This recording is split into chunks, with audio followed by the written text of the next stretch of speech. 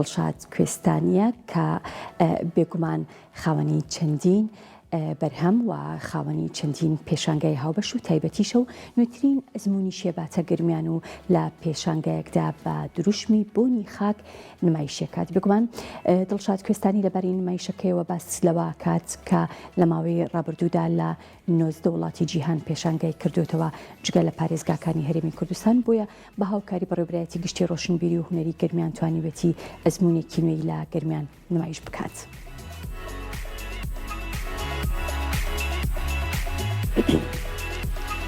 هونەرمەندی شێوەکار دڵشاد کوێستانی نوێترین ئەزمموی دەباتە گرمیان و لە پێشانگایەکدا بە دروشمی بۆنی خاک نمایشەکات.